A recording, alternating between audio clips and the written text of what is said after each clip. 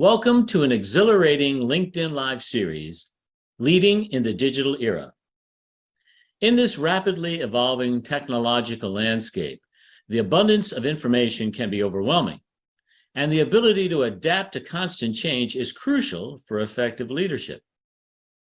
Host Robert Field understands the importance of staying connected to people, customers, and evolving trends. In this series, Robert takes part in engaging discussions with top executives. Together, they unveil the secrets behind their successful transformation of leadership styles, enabling them to flourish amidst the frenzied pace of the digital era. As a LinkedIn Live session, this is your chance to gain invaluable insights and strategies to empower your own leadership. Feel free to share your comments and questions in the chat. This is Leading in the Digital Era, presented by the Institute for Digital Transformation.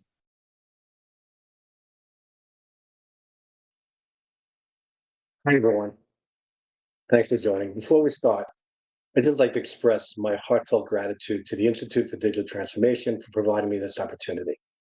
I'm honored to be entrusted with the leadership role of the Institute, thanks to the generosity and kindness of John and Frank.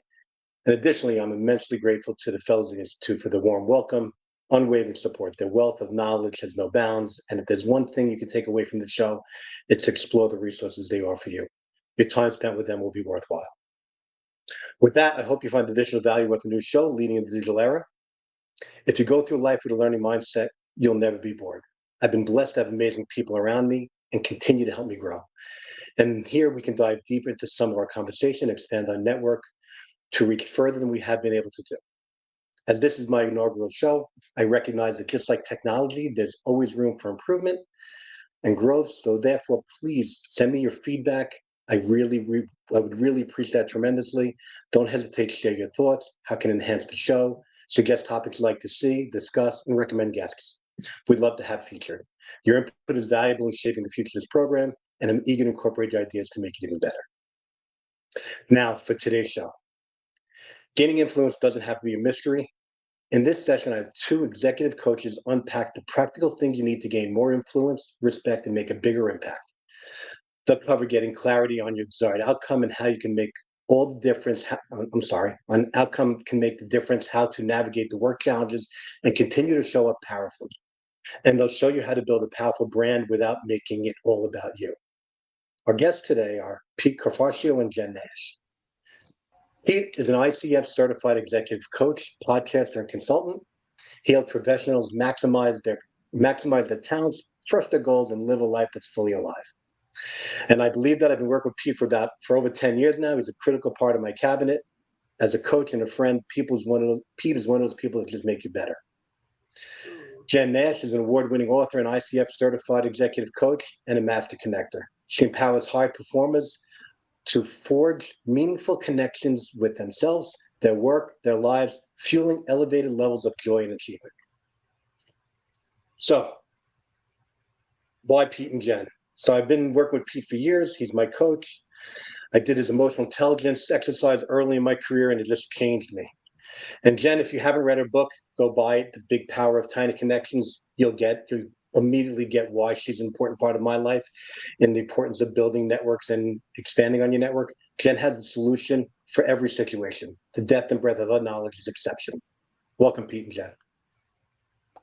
Thank you, Rob. It's great to be here. Awesome. I like the shirt, Jen. Having a coach in your life is important, especially this time. When times are lean, it's when you double down and invest in yourself. Knowing where you're going and how you get there is key. So, Pete, Jen, I did a little bit of research before we get started, and I surveyed more people than I probably should. But as you guys can see here on the screen, I don't want to go through all of these bullet points, but here's some feedback I got when I talked to some CIOs about their complaints on how to be heard in the boardroom. And then I talked to some other C-levels about their biggest complaints about CIOs in the boardroom. From our perspective, I think I have some rock star leaders in my network. Some transcend all of these issues, others might be developing. But to me, the root of a lot of this might be a mismatched level of emotional intelligence, building a network.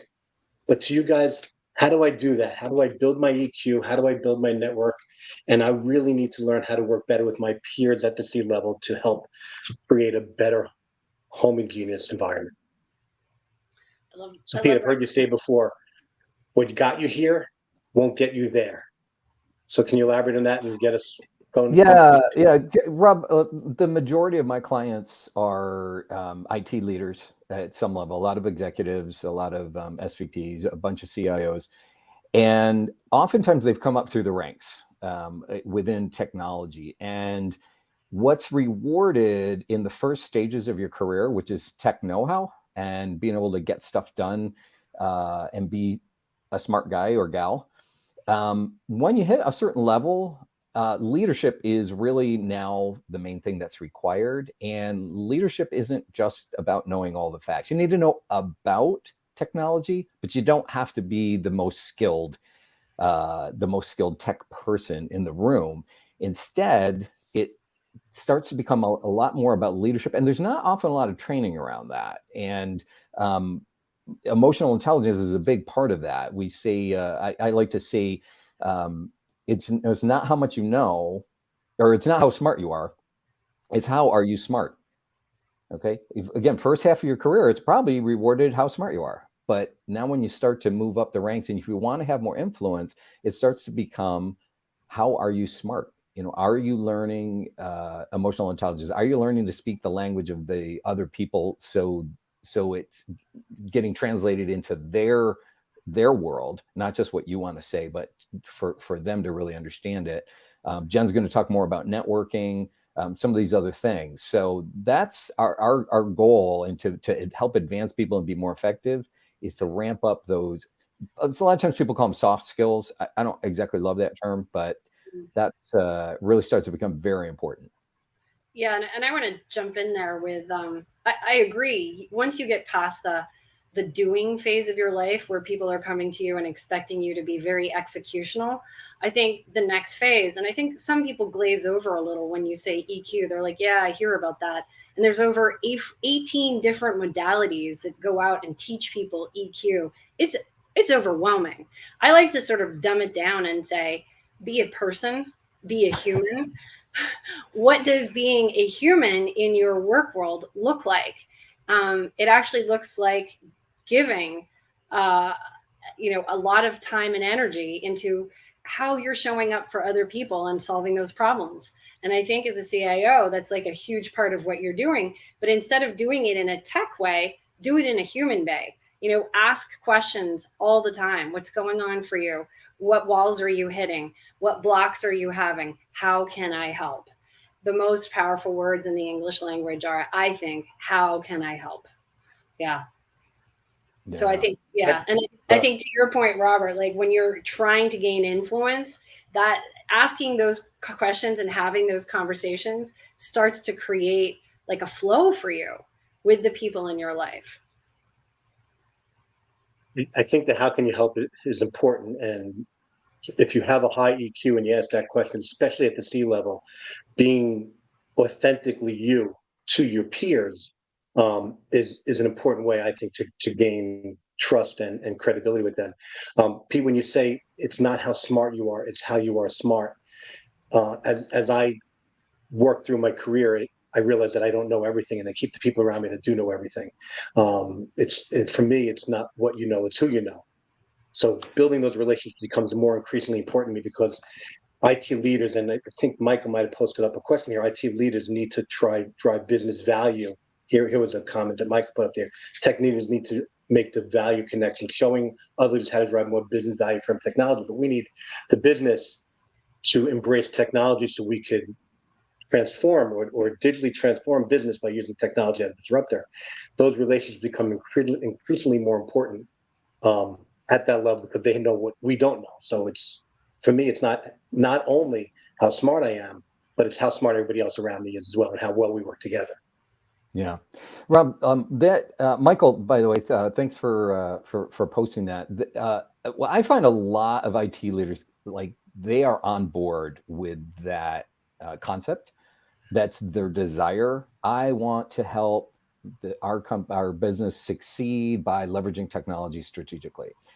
and that's their desire, but there's still a disconnect, if you will, on the mechanics of how to make that happen. And that's where coaching really can help a lot. I've helped a lot of my clients, and with Jen was talking about being human. So how do you do that? Okay. And Jen also referenced that emotional intelligence can be an overwhelming topic. There are so many books on it. There's tons of webinars on it, LinkedIn Learning, like lots of stuff. I like to make it really simple to get folks started. And part one is, I would just call self-awareness. Develop self-awareness. How are you experiencing things? How are you feeling about things? Do you know really what your strengths are? What makes you exceptional, right? By the way, your exceptional strengths, when they're overplayed, are probably your biggest weaknesses as well. It's not the things you can't do that are your weaknesses. It's when you're showing up with your foot on the gas too hard, and you start to possibly offend people. I'll give you a quick example. I have a client. He is from a Middle Eastern background, and the way he was raised was be very direct and what we might consider argumentative to them. To the way he was raised, it was just normal conversation. And it's a real superpower for him, because he could get into a meeting, and if there's all this like chaos and confusion, he could get right to the point. He was really sharp, critical thinking, bottom line things right away. When he hit about age 40, he realized he wasn't getting the promotions that he used to get when he was younger.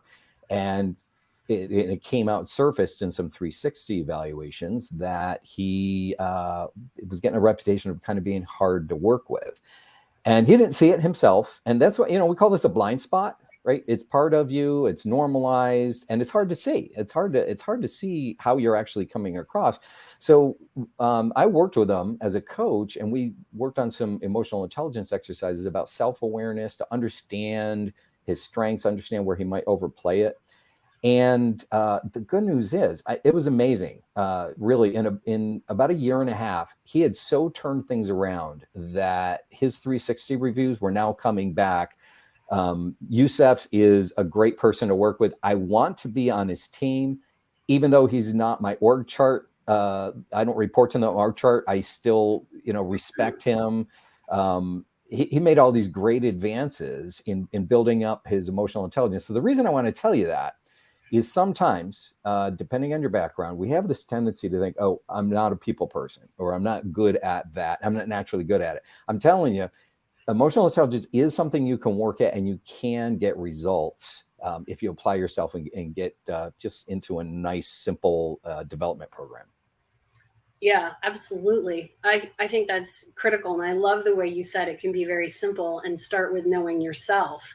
I have all my clients doing something called positive intelligence, which is actually backed by a book by 𝗤𝗲𝗄𝗏 𝗤𝗏, covered in the New York Times. And it's data backed by over 800,000 brain scans that were done at Stanford University and Harvard, where they literally study how your brain reacts when you shift into self-awareness. And by self-awareness, I mean, you're having a super busy day, you're overwhelmed, you literally take 2 minutes to stop, to breathe, to notice your breath, and to touch your hands, or you can touch your face, and to actually feel what it feels like to be doing that. Just doing that switches us out of, the freak out mode that we tend to be in, gets us away from the over responses that we lean into. And all of a sudden we're back in our, iguana brain, which is just being and breathing. And just that switch is incredibly powerful for my clients. I was facilitating a workshop at an investment bank, and someone actually, she knew I was coaching one of the managing directors. And she said, I've noticed that she's a lot calmer in the last 6 months, and she's handling stress in a very different way. She's just showing up with such presence. And I was like, yeah, that's the power of leaning into self-awareness, as you say it, or, positive intelligence, and getting your PQ quotient up, as, people on the inside call it. It's really powerful. And there's so much data around how you're a better team player, especially if you do it with your team. You're a better leader. you're a better partner, a better parent. Like every aspect of your life gets better when you elevate your EQ. So that's the awesome thing. And you get a raise. Yay. Go Youssef, getting that promotion. Yeah. He actually did. He got a big promotion. He actually went to a different company, but he got everything he was looking for in his career. Hey, Rob, I know, like you mentioned, I've coached you before. Can you give an example, like of where an area that you were just naturally strong in, but then you found you had to kind of pull back just a little bit because it was being overplayed? So for me, Pete, you took me through a tremendous breakthrough with my, and when you had me do the Clifton Strengths, where I scored high was on ideology, but I wouldn't let it go. I wouldn't let my ideas go. And you taught me this whole mic drop concept and let go of my ideas and let them be someone else's for a while. And that was a pivotal point in my leadership where letting my ideas go or letting someone else run with them was important to me, because I resonated with them too much and it took too much away from me. And recently I had a conversation with Jen, ironically, along the lines of emotional intelligence with, I think it was called emotional currency, Jen, if I'm correct. Tying those two together, letting those ideas go and not letting it affect my emotional currency was very helpful in me in creating better energy towards what I'm trying to do and build. And those two things together, when I get coached from my coaches and able to figure out how that resonates with me, tying that gives me more energy to move forward where I need to do it in a more productive manner. Yeah, it's awesome. It's powerful stuff. So we talked about making emotional intelligence simpler, and the first part we were just mentioning was self-awareness, growing in that. The other part is others awareness. That's the other half of it, and it's that just being more aware of where other people are at, or and using the word empathy. Don't think soft and fuzzy. Don't think sympathy. Don't think I'm going to cry with you. That type of empathy. It's just, what's it like to walk in that other person's shoes? Okay, and this is a huge factor if you want to have more influence, especially at the C-suite, but really with any other department, even any other coworker, even in your department. What is their world like? Okay, and in tech, one of the biggest areas, if Rob popped that screen up a little earlier, the number one thing is that the other C-suite executives, it's frustrating with them, with the tech guys and gals, is you talk tech too much. You're using all your acronyms, you're going really fast, you're overwhelming them with analytical kind of technical details, and you're not talking business. There you go. Speaking the language of business. Okay, speak the language of business. Learn that. Okay, this is a great investment in your time. And by the way, just a little side note on emotional intelligence in general. When you start, if you think you need to move into this, there's going to be a voice in the back of your head saying, I don't have time for this. Okay, it's not efficient. I'm overwhelmed. Look at all this stuff I have to get done. My group has to get done. This isn't always like what you would say efficient use of time, but it's definitely effective use of time. Okay. In the short term, it's going to seem like, oh, I'm studying, I'm like doing this, and I'm trying these other experiments outside of my comfort zone. The long term, it's going to get you more impact, influence. It's going to get you the results that you're really looking for. Yeah, I agree. And it's interesting that you mentioned, empathy and having it be potentially fuzzy. In my work with people, say at Deloitte, which is, one of the top companies in the world, they really prioritize design thinking. What's the number one pillar of design thinking? Empathize. Because you have to understand where the other person is coming from so that you can then dig into that problem. And yeah, sure, after that, you're going to define, you're going to ideate, you're going to, prototype and test. But the very first step is understanding where they're coming from. And without that step, you're going to bulldoze straight through with your jargon. And I mean, not to say that, people at, top consulting firms don't love their jargon, but I think in the end, the underlying thought for me often is, what are you trying to cover up? What insecurity is there? And maybe that's a really great conversation to have with your coach, with your boss, with other people in your team, because you're overwhelmed in some aspect and you're showing up in a way that maybe isn't your power stance, right? So I think really coming in slower and asking where the other person is at is just going to like solve so many things. Well, Jen and I, you and I had a conversation a couple of weeks ago as well. And oftentimes in IT, people come to you already with a baked question, like, how do I access this database, right? And you want to prove that you're technically smart. So you think you want to jump into the answer, but just taking Jen's advice, ask more questions, peel it back, keep asking those whys till you get to the business desire. What's the business outcome they find? And then, you know, so many times, if you unwind it, you find out, oh my gosh, no, you don't need access to that database. I got a way simpler way for this to happen. Bam, bam, bam. You actually already have access. You just weren't looking in the right place, whatever. So, you know, what are they? Pete, I think, Pete, we're losing you a little bit. Am I? Yeah, he froze. Yeah. So No, I just want to unpack that a tiny bit, though, what you said, because the design thinking, the human-centered approach to that and getting to what the needs are. And Pete's example of, you know, I want to get access to the database, but what are their needs? What are they really asking for? Pete and I grew up in IT, you didn't, but how do we get to what people's intrinsic needs are, or a better way to try to find out what they're looking for rather than just what they're actually saying? Yeah, and I agree with Pete. If you peel back the layers and understand what they're trying to achieve and why they're trying, like what is the motivation, you're going to really get to the problem a lot faster. And I agree with what Pete was saying. You're probably going to find that maybe what they're asking for isn't what they want at all. They're just looking for a straight line, and they, being who they are with their background, thinks that's the straight line. And you being, you know, the wiser, you know, technology leader is going to have a better suggestion for them. But I think it all boils down to slowing down, taking time, being human, and understanding what's the person trying to achieve, you know? Yeah. One of the complaints one of the opportunities for greatness or suggestions from other people, Michael, good thing asking 3 different ways, but was that IT isn't always supportive of, or isn't always, one of the biggest complaints of sales is the others aren't willing to collaborate. But could it be that we're just not asking the right questions? Yeah, and I love that Michael just said ask why 3 times, because you're going to come at it from different ways. And I think that's a great question and a great approach. I mean, people in technology have always been sort of gods within their own world and to the rest of the world, because technology is always like, it's evolving so quickly.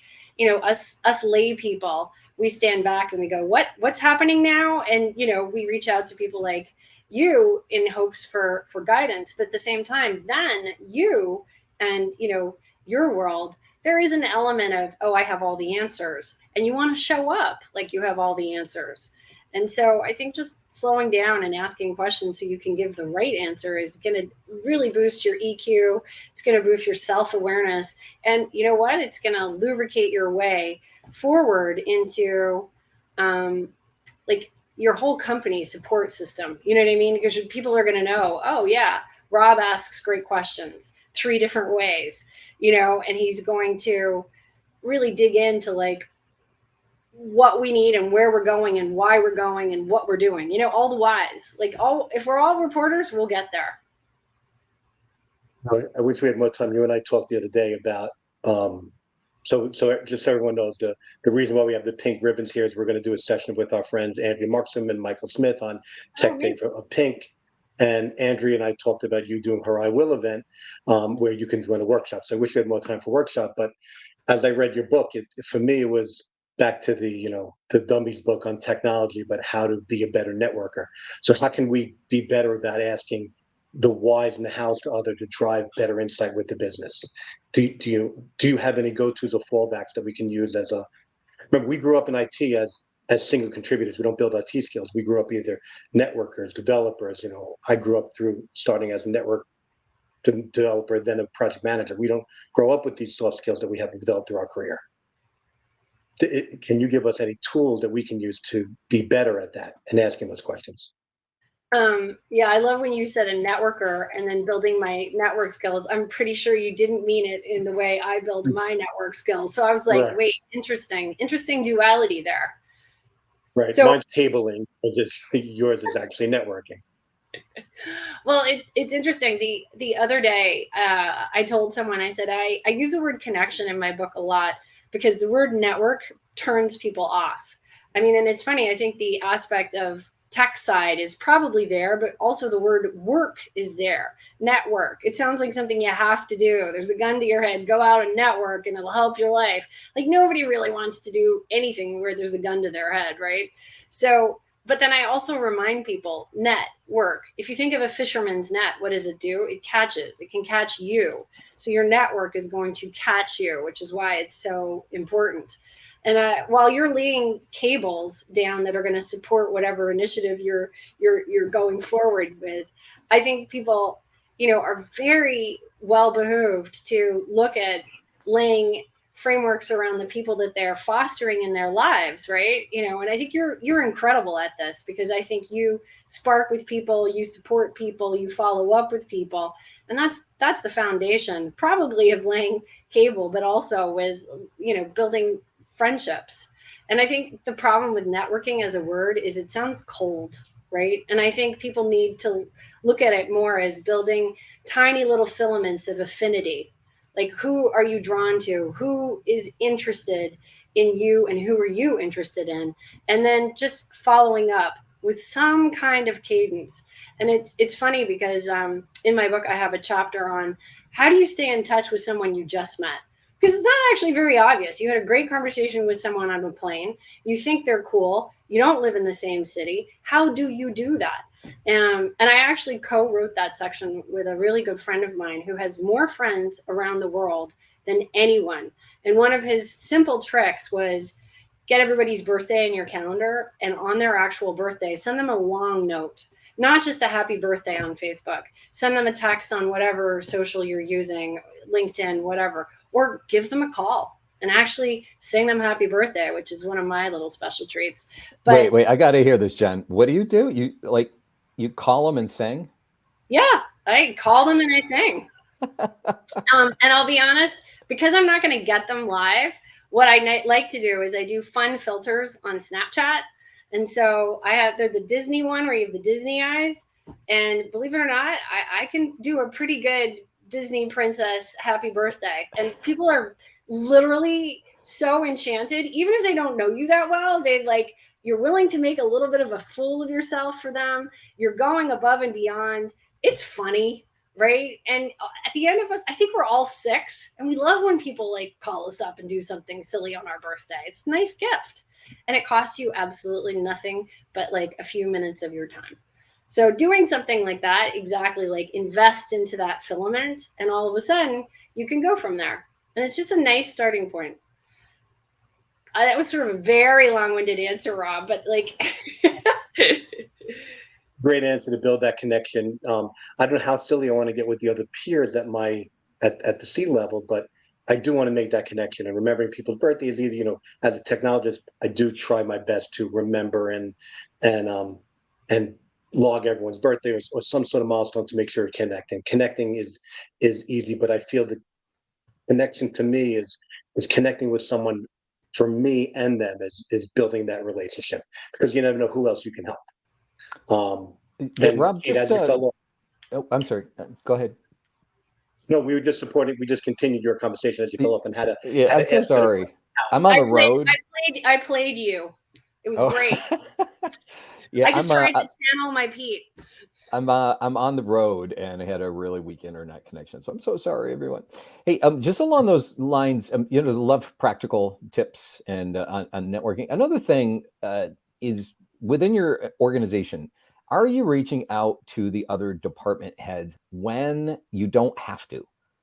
Okay, just as a simple thing you can do, schedule every other week a lunch with a peer, somebody else outside of your organization. If you're at the C level, some of the other people in the C-suite, and just have lunch and just talk.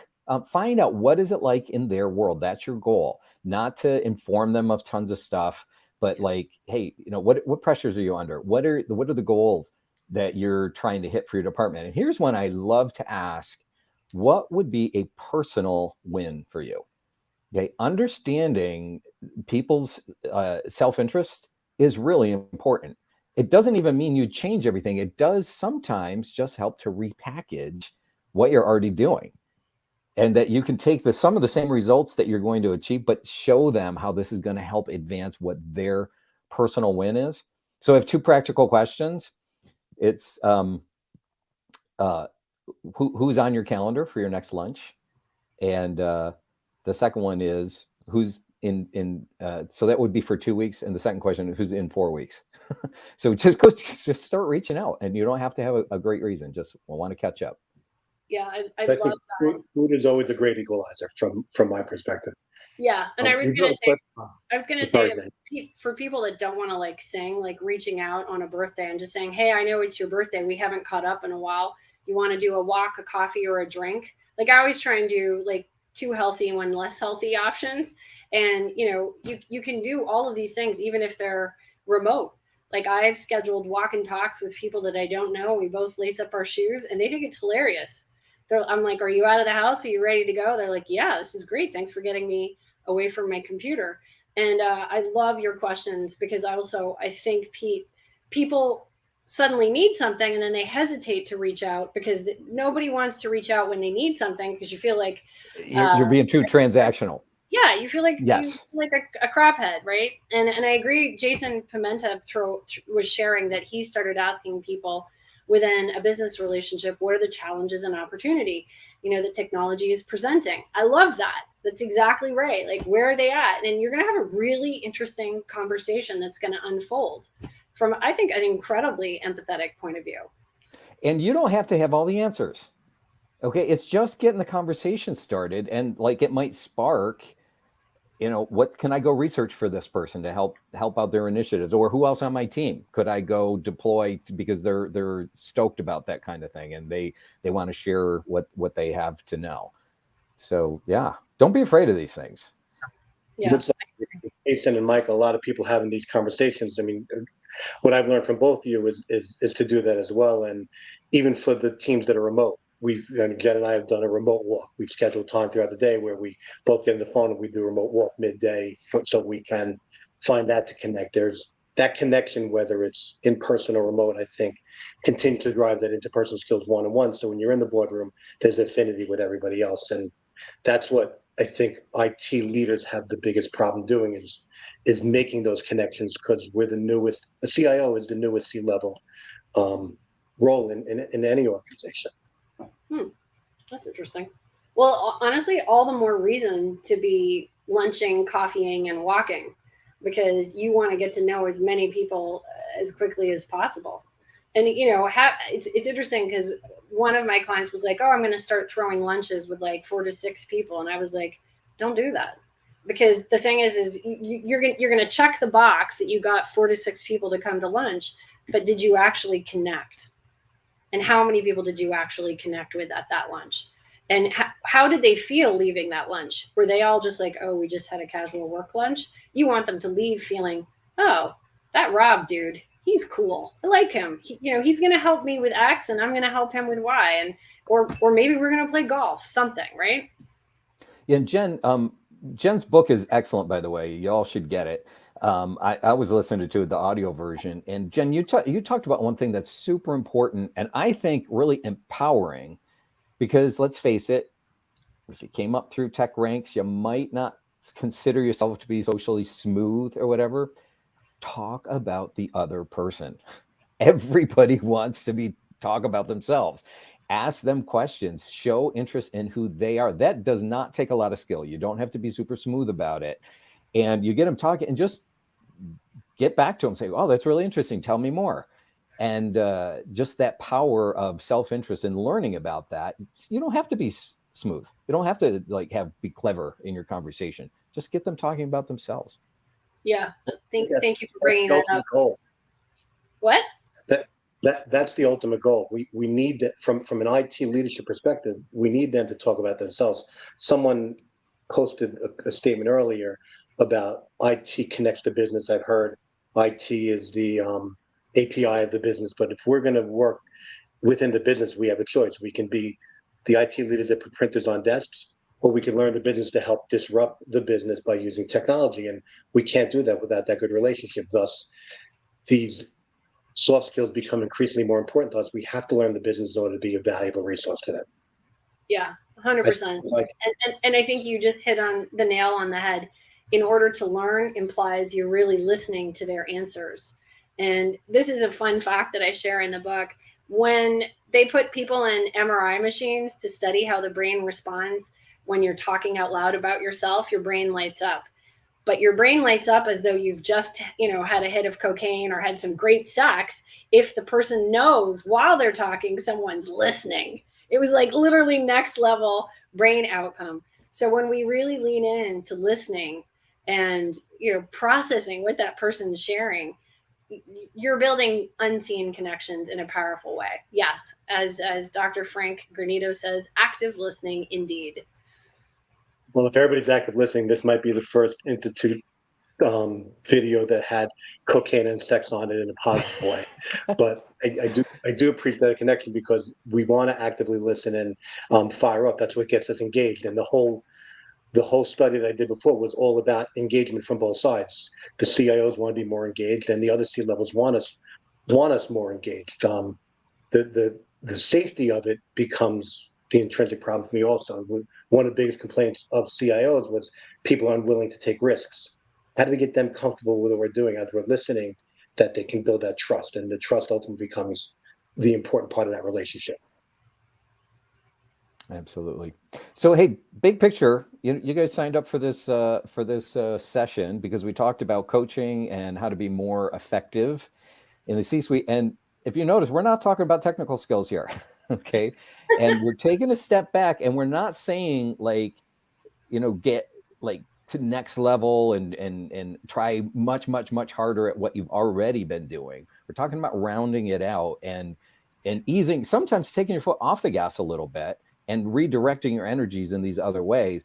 When you build that, Rob was just talking about trust. When you can start to build it, okay, it's not going to be absolute. You're still going to have conflict and issues and personality things you got to work through with people. But as you start to build that, you're going to find it when you're in those critical discussions and when you want to be included, when big decisions are being made, you're going to find you're going to start having more allies. Because they know you and they trust you and they know that you care and listened and understand their world, not firsthand. You don't have to know what it's like to be the chief marketing officer, but you do need to, you responded, you found out that their biggest challenges are whatever the competition is doing, or they're having a hard time retaining employees or whatever, but you understand that and you're on their side. Okay. Now they're going to be on your side if you need backup. I think we should make a movement to replace the word networking with something like ally focused. Because at the end of the day, when you build up your network, you build up your allies. And all of a sudden, I feel like I'm in a video game and I've got an army behind me and we're going to get them. I'm all in on that one. Like, who doesn't want just a bevy of allies supporting everything you want to do? That sounds worth the initiative, I think. I hope John's listening, because I just changed our third show, which was building relationships at the C-level, to building allies at the C-level, and we renamed that one. So when I get Adrian, Lisa, and Jessica together to talk about building that relationship at that level, it's going to be building allies at the C-level going forward. John, we have to make that change to that show. That's fun. I like that. Yeah, it's a really nice perspective. Thanks, Pete. I love it, and it does need to become an ally, because if it's a tumultuous relationship, it doesn't work, then maybe it's time to go find somewhere else to work ultimately. But if it's not if you can build allies, it makes it fun. We want to learn from an IT perspective what they're doing, so we can be successful by making them successful. Ultimately, that's the goal. Everybody wins in that scenario. Yeah, I agree with that. Well, Rob, do we it's about 20 up. Do we want to start to take some questions? And I think we had one or two here. I mean, I have a couple. If there's anybody in the audience, they could throw questions down here, John, and John will pop them up on the screen. We can we can run with them. But we're happy to address any questions from the audience at any time. This is an open forum, and if anyone has, I mean, Jen and Pete have been so kind to you, and the reason, I picked Jen and Pete. Jen doesn't come from an IT background, and her superpower, and you did mention that earlier, Pete. The superpower to me becomes important. What separates you from everyone else? But Jen's superpower is not coming back from IT, and the impact she's had on me and those in the IT leadership that I've been introducing her to, I think helps us get to the point where building allies. I have to reframe myself to do that all the time now, but building allies becomes an important thing we need to do regularly. Your allies become really critical to your life, and then ultimately having a coach in your life, especially now from both your perspective, when the economy might not be looking great, is the time to start engaging and building your skills to be able to take you to that next level. Is this a question? What No, I think you care about. It's like an awesome suggestion, Eli. It's a cool idea, though. Yeah. What I think you care about. Yeah. Like it's proving, like, do I got this right? This is what I heard. Do I have it right? And it gives them an opportunity to adjust that a little bit if you didn't quite hear what they were saying. Yeah, for people who are only listening and not watching, Eli Katz threw up an idea that he likes to go into presentations now with a slide that actually shows a photo of the person he's meeting with, and then a caption that just says, "What I think is important to you." And then there were some bullets, which is a really nice approach in terms of, like, talk about design thinking up front. Like, you've got the empathy right away. So we often suffer from the IT guy syndrome. How do we politely but firmly break this image? Well, are you wearing a blue shirt and brown khakis? Meanwhile, Rob's wearing a blue shirt. I nailed it. Wearing khakis. See, and it's a great question, but like, for me to properly answer it, I would actually have to use all the advice that we've shared in today's podcast and say, tell me more. How are you defining IT guy syndrome? Is it your stiff back? Are you stiff? Do you struggle talking with casualness and you're always very formal? Are you really wearing a blue shirt and beige khakis? And, do you make regrettable shoe choices? We could talk about all these things, but it's sorry, I'm entertaining. But I mean, when people talk about IT guy syndrome, all of that is in that basket, right? It's all of these things. And so I would have to know more. And I think it's a great question. I get asked it a lot. And I want to change the question. All right. Not break that image. Let's say modify that image. Okay. Because at the end of the day, you still need to do your job, right? You still need to be the IT resource. You do want to be a go-to person. The thing is, you don't want to be only the go-to person. You don't want to be a commodity. All right. Because that's, and unfortunately, a lot of IT people do this to themselves. Is you've defined yourself by, I'll solve this problem, or I'll only do IT things. If you start talking in their language, like, hey, what are you trying to accomplish? What's the business that you're in? What's the business problem that you're trying to solve? Oh, let me work with it. Does anybody else on your team have an idea about that? Let me bring in some people from my team and talk about that. Now you're not just the IT guy. You're like, you advance my business as an IT guy. Okay, so we're going to modify and expand so you stand out. Okay, but avoid becoming a commodity. That's the thing you want to really, really stay away from. By the way, there's no advancement or raises for commodities. But actually, I was to the, you can be a commodity and then be outsourced immediately. But the IT guy syndrome works both ways. We don't want to be, and you touched on a little bit, Pete, but it'd be good to have some tools internally, and that back to emotional intelligence a little bit. We sometimes internally suffer from the IT guy syndrome and fall back to what we're comfortable with and throw tech at a problem when it really should be a business conversation. It's the IT guy syndrome on both parts that we have to get away from. We don't want to be perceived as that, but we also have to stop being the IT guy in the room and solving problems with technology when we should be having a business conversation. I love that. Yeah. And again, it goes back to asking great questions, multiple ways.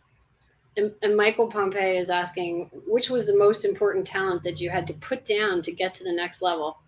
I don't fully understand that question. So I'm going to let you guys handle it.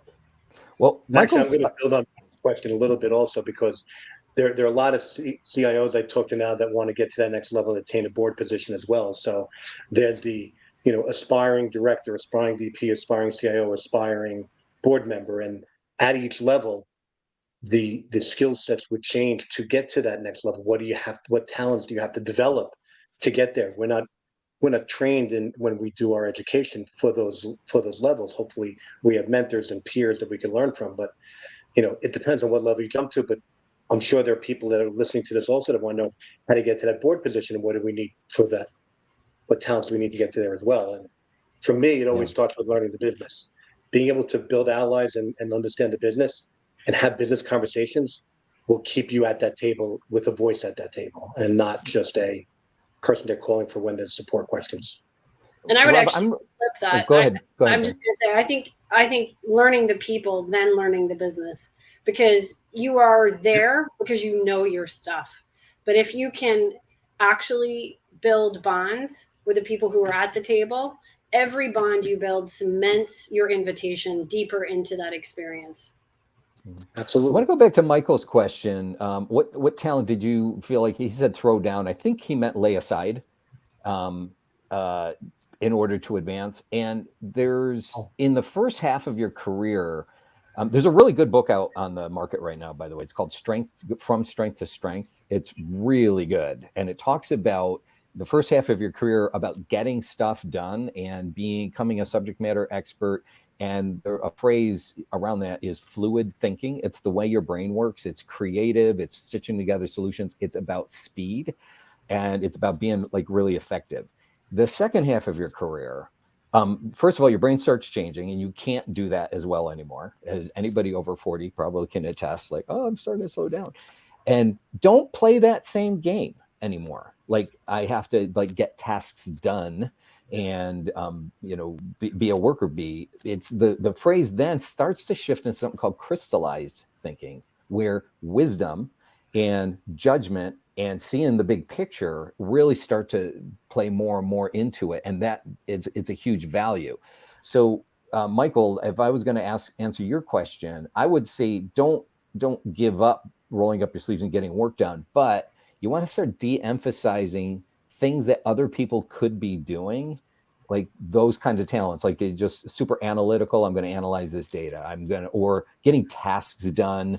Some things that other people could be doing, and start to emphasize the things that really make you unique and that bring a level of wisdom, judgment, business value, seeing the big picture, seeing how things stitch together across your organization.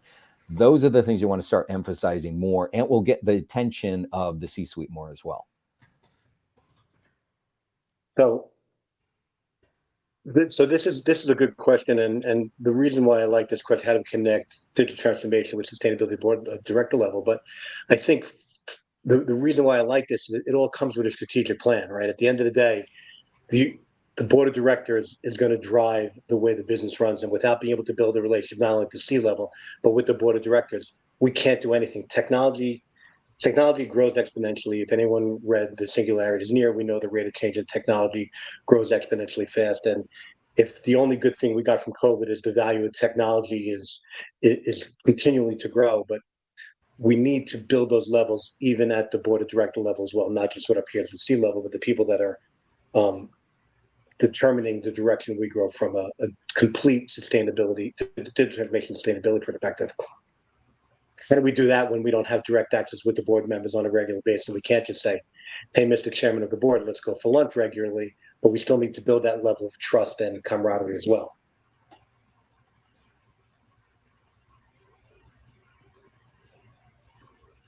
So with that, we are running a little bit at a time, and I do want to just bring up though that Jen and Pete will be coming back.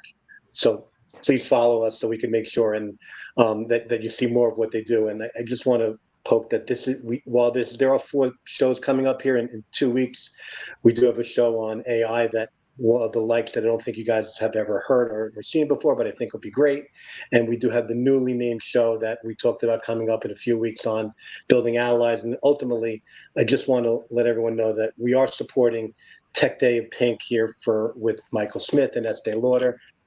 Tech Day of Pink is on October 12th. That show with Michael Smith and Andrew Markson is going to be on September 21st. Please come back and join us then. But from Pete, Jen, if people want to work with you or get in touch with you, besides buying Jen's book and Pete's hopefully soon to come out book that I know you're working on, that I just outed you in front of everybody. Sorry. How do people get in touch with you, Jen? You want to thread it out first?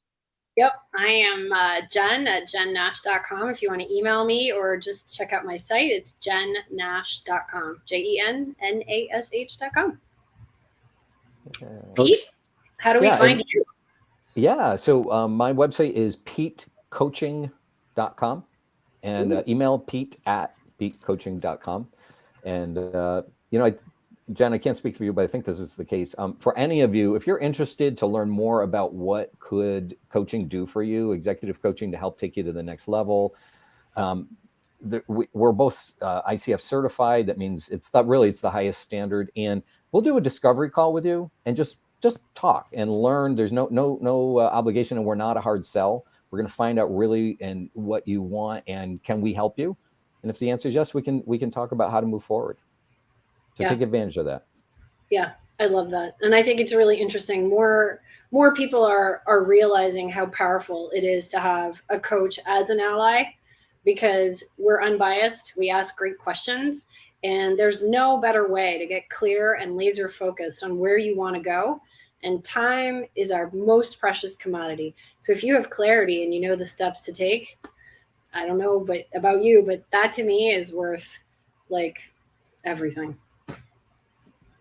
Yeah. I want to thank you both for getting us through the first show here ever on Leading the Digital Era. I have to tell you, I've never heard, Jen, this comment, tiny little filaments of affinity. I think you said, I'm going to use that. Brilliant. I appreciate you both, as you know, every day as a part of my cabinet and my life. You help my leadership gain heights that I've never thought I could. So having coaches like you in my life makes it easier to do what I do every day, and I appreciate that. And I want to thank you. And I want to thank everybody that joined us today or will join us and watching us on the YouTube channel.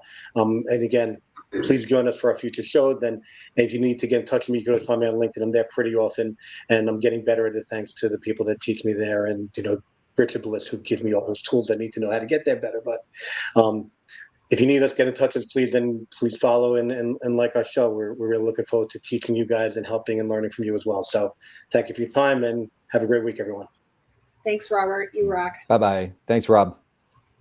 Thanks for joining Leading in the Digital Era, hosted by Robert Field. Look for more Leading in the Digital Era, presented by the Institute for Digital Transformation, coming to a LinkedIn Live session soon. Can't join Robert for the live session? You can catch the replay anytime on our YouTube channel.